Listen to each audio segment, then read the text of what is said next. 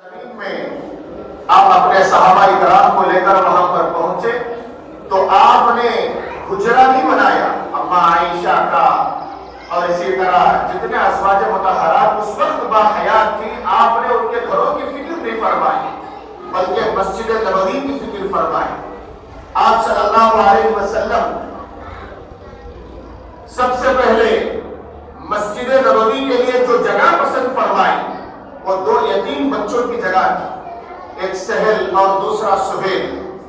آپ صلی اللہ علیہ وسلم نے ان بچوں سے پوچھا, اے بیٹے مجھے یہ جگہ پسند ہے, یہ باغ پسند ہے, میرا دل چاہتا ہے کہ میں یہاں مسجد تعمیر کروں, کیونکہ مسجد ایک ایسی جگہ ہے جہاں مسلمان کی ضروریات مکمل ہوتی ہیں. آج ہم نے صرف مسجد کو 5 وقتہ نماز جیسے ہی پڑھتے ہیں مؤذن انتظار میں رہتے ہیں کہ کب مصلیان اکرام مسجد سے جائیں گے, فوراً وہ قفل لگا دیتے ہیں. وہ دور لے کر آئے مسجدوں کے اندر جو صحابہ کے زمانے کے اندر تھا, وہ دور لے کر آئے جو تابعین تابعین کا زمانہ تھا, شاہ ولی اللہ محدث دہلوی رحمۃ اللہ علیہ کا زمانہ تھا, حضرت ٹیپو کا زمانہ تھا. ایسے مساجد جب مسجد فجر میں کھلتی, عشاء کے اندر بند ہوتی, صبح سے شام تک قال اللہ قال رسول اللہ پڑھنے والے افراد, قرآن کو سیکھنے والے افراد, نماز کے پڑھنے والے افراد, عدالت وہاں لگتی تھی, لوگوں کے مسائل کو حل کیا جاتا تھا. ایسے مساجد تھی حضرت صحابہ کے زمانے. لیکن آج ہماری مسجدوں کے اندر مصلیان اکرام ایسے وقت میں پہنچتے ہیں جمعہ کے موقع پر اور دوسرے نمازوں کے موقع پر, بس آئے 4 رکعت نماز پڑھ کر, اگر بازار میں مسجد ہو تو فوراً وہ دکاندار دوڑتا ہے, نہ سنتوں کی اسے فکر ہے نہ فرائض کی, بس وہ فرض بھی ایسے ادا کرتا ہے, پورا اس کا خیال دکان کے اندر رہتا ہے. ایسے نمازوں کی وجہ سے آج ہماری تجارتوں میں برکتیں ختم ہو گئی. مسجدوں کو حضرت صحابہ کے دور والی مسجدیں بنائے. تو اسی لیے جب سرکار دو عالم صلی اللہ علیہ وسلم مدینہ گئے, مسجد نبوی تعمیر فرمائی, آقا کو معلوم تھا اگر یہاں پر مسجد بناؤں گا سارے انصار مسجد کے اندر آئیں گے, اور مہاجرین جو ہجرت کر کے گئے ہیں ان سب کے دلوں کو جوڑنے والی جگہ وہ مسجد ہے. مسجد ایک ایسی جگہ ہے یہاں کا صفائی کرنے والا اسے بھی اتنا ہی اجر ہے جتنا بنانے والے کو اللہ تبارک و تعالیٰ عطا فرماتے ہیں. اسی لیے مسجد کی دیکھ بھال کرے, مسجد کے لیے آبادی کی محنت کرے. یہاں صبح سے شام تک قرآن کی آواز آئے, یہاں صبح سے شام تک ذکر و اذکار کی آواز آئے, یہاں صبح سے شام تک اللہ کے فکر میں لوگ مراقبے کے اندر رہے, تجارت کے اندر بھی اپنا وقت لگائے. زیادہ تر وقت آدمی مسجد کے اندر لگائے.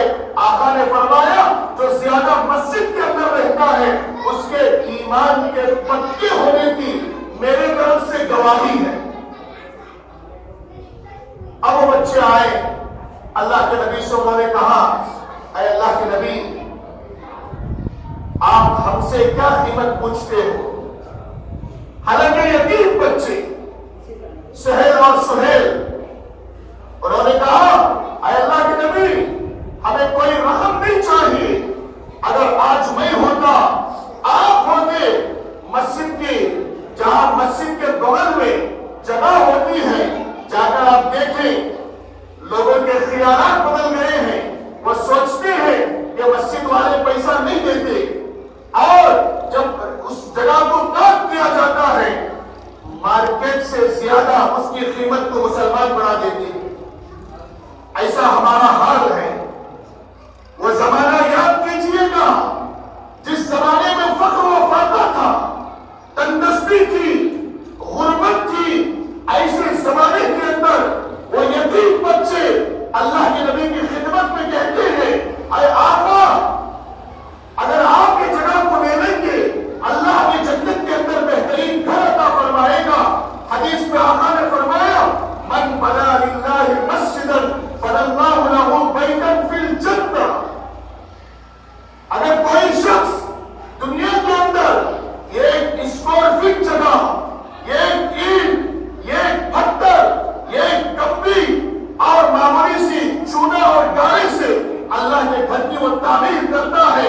آقا کی بشارت ہے، اللہ اسے جنت کے اندر بہترین گھر عطا فرمائے گی۔ اب اس مسجد کے اندر جتنے احباب اس کے پائے سے لے کر اوپری حصے تک حصہ لیے ہیں، وہ آج بہت ہی خوش قسمت لوگ ہیں، کیونکہ انہیں اللہ جنت کے اندر بہترین گھر عطا فرمائیں گی۔ ایسا گھر نہیں، بہترین گھر جس کے اندر یاقوت، جس کے اندر سنگ مرمر، جس کے اندر سونا چاندی، ایسا گھر تمہارے خواب و خیال کے اندر بھی تم نے دنیا کے اندر نہ دیکھا ہوگا۔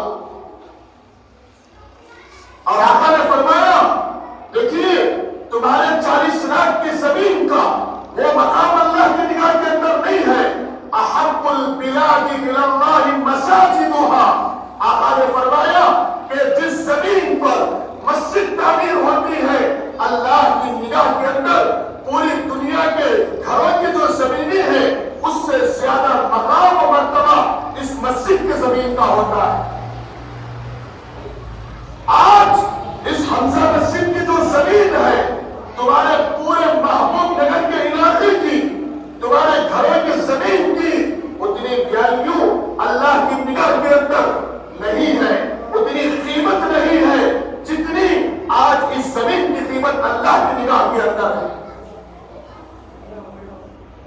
اب بازار کے اندر دکان بھی ہے، تجارت خانے بھی ہے، آقا نے فرمایا سب سے بدترین جگہ، سب سے بدترین جگہ بازار کی جگہ ہے، اسواقھا، اللہ اسے پسند نہیں کرتا۔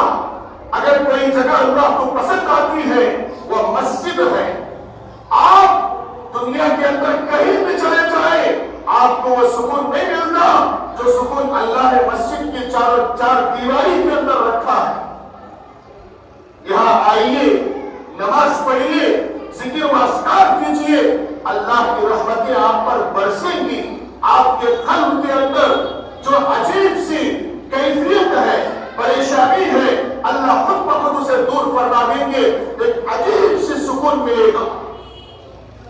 آقا نے سیدنا ابوبکر صدیق رضی اللہ عنہ سے کہا کہ میں ان یتیم بچوں کی زمین ایسے ہی مفت لینا نہیں چاہتا، اے ابوبکر اس کے لیے 10 دینار دو تاکہ ان بچوں کو دے دے۔ ان بچوں نے بڑا اصرار کیا، اے اللہ کے نبی ہمیں نہیں چاہیے، ہمیں پیسہ نہیں چاہیے، ہمیں آخرت کے اندر اللہ کے پاس وہ گھر ہمیں ملے گا، ہمیں یقین ہے۔ تو پھر اللہ کے نبی علیہ السلام 10 دینار سیدنا ابوبکر صدیق رضی اللہ عنہ سے لے کر ان بچوں کو دے دیا اور فرمایا اے ابوبکر جب تک یہ مسجد نبوی دنیا کے اندر باقی رہے گی اس وقت تک اللہ آپ کی خبر کے اندر کروڑوں رحمتیں نازل کرے گا۔ اے ابوبکر یہ صدقہ جاریہ ہے، آپ کو قیامت تک اس کا برابر ثواب ملتا رہے گا۔ سیدنا ابوبکر صدیق رضی اللہ عنہ نے اس کے اندر سب سے پہلے بڑھ چڑھ کر حصہ لیا۔ ابوبکر صدیق رضی اللہ عنہ کا زمانہ ختم ہوا، حضرت عمر رضی اللہ عنہ کے دور خلافت کے اندر آپ جب خلیفہ بنے، آپ جب وزیر اعظم بنے، کئی علاقے آپ کے ہاتھ میں تھے۔ اگر عمر چاہتے پورے علاقوں کو سجا دیتے، بہترین کام کرواتے، لیکن آپ جا کر حضرت عمر رضی اللہ عنہ کی سیرت کو پڑھیے گا، اس کے اندر سیرت نگاروں نے لکھا حضرت عمر رضی اللہ عنہ نے اپنے دور خلافت میں 5000 مسجدوں کو تعمیر کرائی۔ یہ ایک مسجد نہیں، 5000 مسجدیں۔ صحابہ کے دلوں کے اندر اس مسجد کی قدر معلوم تھی کہ کیا چیز ہے۔ جب ہمارا طلاق کا مسئلہ ہوتا ہے ہم مسجد کو آنے کے بجائے پولیس اسٹیشنوں کے اندر جاتے ہیں، حضرت صحابہ کے دور میں آقا کے پاس مسجد نبوی کے اندر جب کوئی ایسا مسئلہ آتا، اللہ کے نبی اس مسجد نبوی کو صفہ بھی بنایا تھا، وہاں صحابہ بیٹھ کر قرآن حدیث بھی سیکھتے، تجارت کے مسائل بھی سیکھتے، اور ایک طرف عدالت بھی ہوتی جو آپ برابر فیصلہ کرتے۔ وہ دور لے کر آئیے آج کی مساجدوں کے اندر۔ اب دیکھیے مسجدوں کا حال بھی ایسا ہے، مؤذن انتظار میں رہتا ہے، ارے بھائی کب مصلیان اکرام نکل کر جائیں، فوراً بند کر کے مجھے جانا ہے۔ ان کا ذہن ایسا بن چکا ہے۔ اب آدمی نفل پڑھنے والا، قرآن کی تلاوت کرنے والا، جس کے اندر شوق ہے، وہ بیٹھ نہیں پاتا، وہ فوراً دوڑتا ہے۔ جب وہ گھر پر جاتا ہے تو یقیناً اس کے نوافل چھوٹ جاتے ہیں، اس کی قرآن کی تلاوت چھوٹ جاتی ہے۔ تو ایسا نظام بنائیے گا کہ صبح سے شام تک ہماری مسجد آباد رہے، ذکر و اذکار کرنے والے یہاں رہے، قرآن کی تلاوت کرنے والے رہے۔ حضرت صحابہ کا مسجدوں کو دیکھنے کے بعد حضرت صحابہ کا دور یاد آ جائے۔ حضرت عمر رضی اللہ عنہ 5,000 مسجدیں تعمیر فرمائی اور 900 جامعہ مسجد، 5,000 میں 900 جامعہ مسجد جو بڑی بڑی ہوتی تھی۔ حالانکہ آپ نے بڑے بڑے گھر بھی بنائے، مسجدوں کے پیچھے آپ نے محنت فرمائی، انہیں معلوم تھا مسجد کا ثواب کیا ہے، اللہ تعالیٰ اسے کتنا پسند کرتے ہیں، صدقہ جاریہ ہے۔ دیکھیے انسان کی جب روح نکلتی ہے، ظاہر سی بات ہے جب تک وہ دنیا کے اندر ہے نیک اعمال بھی کرے گا، برے اعمال بھی کرے گا، جب اس کی روح نکل جاتی ہے، اب اگر اس نے دنیا کے اندر کوئی ایسے کام، ایسا صدقہ جاریہ کہ جس کے ذریعے سے اس کی خبر کے اندر اسے برابر ثواب ملے۔ نمبر 1، کنویں کھدانا، جہاں لوگوں کے لیے پانی کی قلت ہے وہاں بور کا ڈلانا، جی پانی کو لوگوں کو پینے کا پانی وہاں اسے آباد کرنا تاکہ لوگ اس سے سیراب ہو، یہ صدقہ جاریہ ہے۔ اور دوسری چیز مسجد بنوانا۔ اب آدمی جب مسجد کے تعمیری کام کے اندر حصہ لیتا ہے، چاہے وہ ایک موٹا سیمنٹ لگائے، ایک پتھر لگائے، ایک اینٹ لگائے، دیکھیے یہ مسجدیں ضائع نہیں ہوتی۔ قیامت سے قریب اللہ تعالیٰ اپنے مسجدوں کو مکۃ المکرمہ کعبۃ اللہ سے ملا دیتا ہے، جو مقام کعبۃ اللہ کا ہے اسی کی یہ ساری شاخیں مسجدیں ہیں۔ تو مسجدوں کے اندر شور شرابہ نہ کریں، مسجدوں کے اندر دنیاوی باتیں نہ کریں۔ آج آدمی باہر ہوتا ہے لیکن مسجد میں جب آتے ہیں تو ساری بزنس والی باتیں یہاں ہوتی ہیں۔ حدیث میں آتا ہے جو مسجد میں آ کر باتیں کرتا ہے اس کی نیکیاں ایسی ختم ہو جاتی ہے جیسے آگ لکڑی کو کھا جاتی ہے۔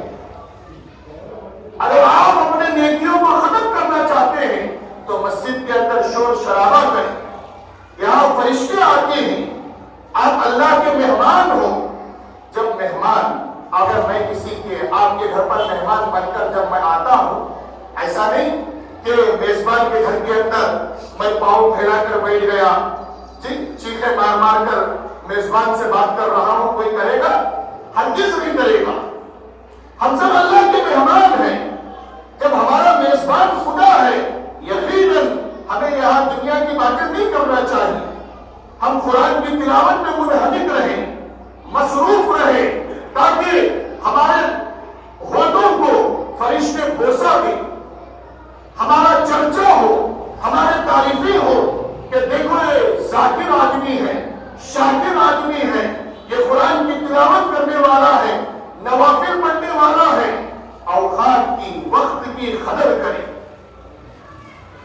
یہ صدقہ جاریہ، کہیں کی بھی مسجد، آپ کہیں بھی جائیں، اگر کوئی مسجد تعمیر ہو رہی ہے، آپ کی جانب سے ایک اینٹا کم از کم سیمنٹ لگا دے تاکہ اس کے ذریعے سے اللہ قیامت میں ہمیں بہترین گھر دینے والا بنائے۔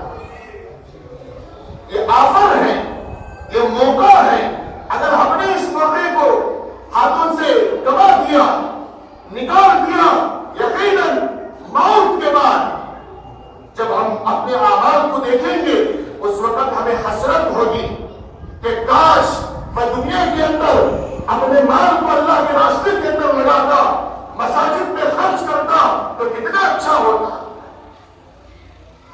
جس طرح بیل کی تھنوں سے دودھ نکلنے کے بعد واپس نہیں جاتا، اس طرح بندے مومن دنیا سے جانے کے بعد پھر واپس لوٹ کر نہیں آتا۔ آج ہمارے دل سخت ہو چکے ہیں گناہوں کی وجہ سے، رویا کرے۔ دیکھیے اللہ نے اپنے کلام اللہ نے کہا ثم قست قلوبكم من بعد ذلك فهي كالحجارة او اشد قسوة۔ یہ پہاڑ میں روتے ہیں، ان کے اندر سے آپ نے مشاہدہ کیا ہے، پہاڑوں پر آپ نے دیکھا ہے کہ پتھر میں سے پانی نکل رہا ہے، پہاڑ روتے ہیں، گڑ گڑاتے ہیں، اللہ کا ذکر و اذکار کرتے ہیں۔ آج ان پہاڑوں سے زیادہ ہمارے دل سخت ہو چکے ہیں، جس کی وجہ سے آج ہمیں دعاؤں کے اندر رونا نہیں آتا، نماز میں مزہ نہیں آتا، ذکر و اذکار کے اندر مزہ نہیں۔ آدمی مسجد کے اندر آتا ہے تو آخر میں آتا ہے اور بہت جلد جانے کی اسے فکر ہے کہ کس طریقے سے میں جلدی سے دوڑ جاؤں۔ بزرگان محترم، رات کے حصے میں بیٹھ کر مراقبہ کریں کہ آج میرے فرض نماز جو 5 وقت اللہ نے مجھ پر فرض کیا ہے کیا میں نے صحیح طریقے سے ادا کیا یا نہیں۔ مراقبہ کریں، رات میں ذکر و اذکار کریں، اپنے گناہوں کو دیکھیں، دیکھ کر اس پر شرمندہ ہو، اپنے آنکھوں سے آنسو بہائیے۔ اس وقت صرف آپ اور آپ کا اللہ ہوگا۔